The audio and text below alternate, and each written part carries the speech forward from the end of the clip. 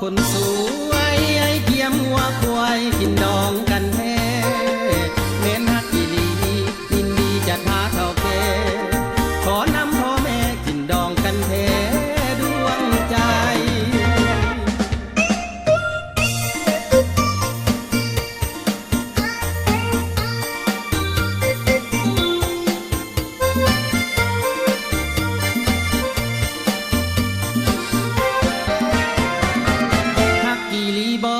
น้องสาวยามนี้ถึงข่าวหน้าหนาวเวียนมาเม้นฮักอีหลีคืนดีวันดีวิวาท่านมาแค่มาสมปรารถนาดังใจย่านหักบ่จริงบ่จริงจึงห้องเพลงถามย่านน้องคนงามคนงามเปลี่ยนใจหา